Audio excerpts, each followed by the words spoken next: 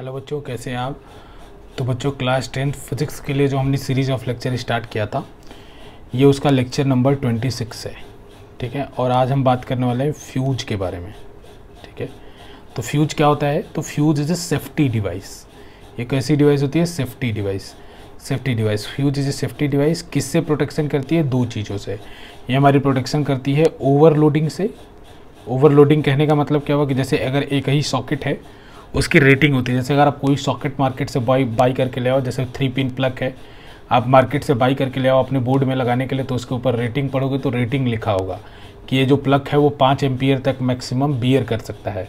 अब मान लो तुमने उसके अंदर एक्सटेंशन लगा दिया, एक्सटेंशन लगा के कूलर भी लगा दिया, आयरन भी लगा दिया, और भी एक दो डिवाइसेस उसमें प्लग कर दी, तो होगा क्या कि इसकी जो रेटिंग होगी वो 5 एम्पियर, ज़्यादा से ज़्यादा करंट ड्रॉ करता जाएगा सर्किट से ज़्यादा, तो उसकी रेटिंग 5 एम्पियर से ज़्यादा चली जाएगी। तो उस सिचुएशन को कहते हैं ओवरलोडिंग। तो आपका जो डिवाइस है वो हीट होने लगेगा, आपका सॉकेट हीट होने लगेगा और वो फूक जाएगा। ठीक है, तो ओवरलोडिंग है। ओवरलोडिंग की वजह से ही कभी कभी क्या होती है, शॉर्ट सर्किट। शॉर्ट सर्किट कभी देखे हो कि वायर जो है पीछे से, दोनों वायर जो है अपने अंदर क्या होते हैं, एक दूसरे में जुड़ जाते हैं। देखे होगे, मतलब जो रेड वाले ग्रीन वाले वायर चिपक जाते हैं जल के एक दूसरे में। तो उस केसेस को, उस फिनोमेना को शॉर्ट सर्किट कहते हैं, जिससे मतलब डिवाइस तक। शॉर्ट सर्किट क्यों कहते हैं? सर्किट मतलब होता है पाथ, तो मतलब डिवाइस तक जो एक्चुअल पाथ है वो न जाके करंट ने शॉर्ट पाथ ले लिया। शॉर्ट पाथ कैसे ले लिया?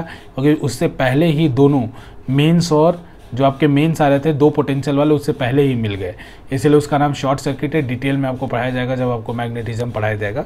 तो ओवरलोडिंग की वजह से शॉर्ट सर्किट होता है, जिसमें आपके वायर जो होते हैं जल के एक दूसरे में चिपक जाते हैं, तो शॉर्ट सर्किट। तो इन दोनों ही चीज़ों से हमें वो प्रोटेक्ट करता है, क्योंकि शॉर्ट सर्किट के बहुत ही सीवियर इफेक्ट होते हैं। जितने भी आग लगते हैं, ज़्यादातर जो आग का रीजन होता है, जहाँ पे आपने देखा होगा कंपनी में आग लगी या किसी शॉप में आग लगती है, तो उसका रीजन होता है शॉर्ट सर्किट। ठीक है, तो फ्यूज उससे प्रोटेक्ट करने का एक आपका इक्विपमेंट हो सकता है। ठीक है, तो फ्यूज बेसिकली होता क्या है फ्यूज में कि कैसे कनेक्ट होता है। जैसे कोई भी डिवाइस है तो उसके सीरीज में कनेक्ट होगा, तो it is always connected in series with the device. जिस भी डिवाइस के लिए फ्यूज लगाया जा रहा है, connected with series, connected in series. ठीक है ना, ये हमेशा सीरीज में कनेक्ट किया जाएगा। ठीक है ना, ये हमेशा सीरीज में कनेक्ट किया जाएगा। ठीक है, तो अब इसका मतलब क्या है कि एक काम कैसे करता है। तो काम सिंपल इसका बच्चों, कि जैसे मान लो इसकी एक रेटिंग होती है जिसको बोलते हैं फ्यूज रेटिंग। इसको बोलते हैं फ्यूज रेटिंग। फ्यूज रेटिंग क्या होती है? It is the maximum current,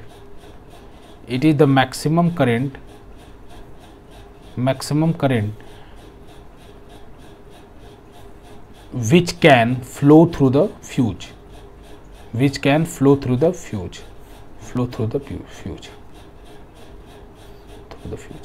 ये वो मैक्सिमम करंट होता है जो फ्यूज के थ्रू फ्लो कर सकता है। अगर आपने, जैसे मान लीजिए फ्यूज की रेटिंग है 5 एम्पियर, तो अगर 5.1 या 5.2 एम्पियर भी हुआ तो फ्यूज के अंदर जो वायर होता है वो मेल्ट हो जाएगा। जैसे फ्यूज के आपने देखा होगा, तो ऐसे मान लो कि दो इस तरह से, एक कभी कभी देखा होगा डिवाइसेस के अंदर, तो उसके अंदर एक पतला सा वायर होता है, उसके एक इन पे कनेक्शन होता है, एक दूसरे इन पे भी कनेक्शन होता है। या आपके बोर्ड में भी जो फ्यूज लगा, उसको कभी आपने बाहर निकाल के खींचा होगा, तो उसके अंदर एक वायर होता है। ठीक है ना, और यहाँ पे कनेक्टेड होता है नट बोल्ट के साथ, और यहाँ पे कनेक्टेड होता है नट बोल्ट के साथ। तो इसकी जो भी रेटिंग होगी, अगर इस रेटिंग से ज़्यादा करंट अगर पास कराओगे तो ये क्या कर देगा, वायर मेल्ट हो जाएगा। तो अगर वायर मेल्ट हो जाएगा तो आपकी सर्किट क्या हो जाएगी, डिस्कनेक्ट हो जाएगी। ठीक है ना, तो ये basically it works on the heating effect of current. ये हीटिंग इफेक्ट ऑफ करंट के ऊपर वर्क करता है। और जैसे ही फ्यूज करंट या फ्यूज की जो रेटिंग है, फ्यूज रेटिंग है या फ्यूज करंट ही इसको कहते हैं, फ्यूज करंट जो मैक्सिमम करंट अलाउड है, उससे ज़्यादा करंट पास करता है, तो क्या करता है, सर्किट को मेल्ट करा देता है। ये मतलब ये वायर जो है वो मेल्ट कर जाता है, जिसकी वजह से सर्किट आपकी क्या हो जाती है, ब्रेक डाउन हो जाती है। ठीक है ना, तो ये किसके ऊपर बेस्ड है? अगर आपसे पूछा जाए किसके ऊपर बेस्ड है, तो it is based on heating effect of current. ये करंट के हीटिंग इफेक्ट के ऊपर बेस्ड है, हीटिंग इफेक्ट ऑफ करंट। अब ये बना किसका होता है? तो ये बेसिकली बना होता है बच्चों टिन और लेड के एलॉय का। याद रखना, बहुत क्वेश्चन आता है इसके ऊपर।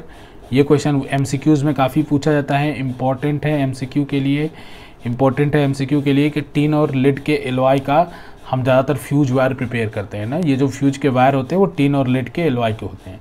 ठीक है, तो ये क्लियर है। और इसके बाद जो इसके वायर है, उनकी खासियत क्या, जो फ्यूज वायर हैं, फ्यूज वायर जो इसके अंदर पतले से वायर लगे होते हैं जो ही मेल्ट करते हैं, उनकी खासियत क्या है, इनकी लो रेजिस्टिविटी होनी चाहिए, लो रेजिस्टिविटी, इनकी लो रेजिस्टिविटी होनी चाहिए, लो रेजिस्टिविटी होनी चाहिए एंड लो मेल्टिंग पॉइंट होना चाहिए, लो मेल्टिंग पॉइंट होना चाहिए, दोनों चीज़ें होना चाहिए।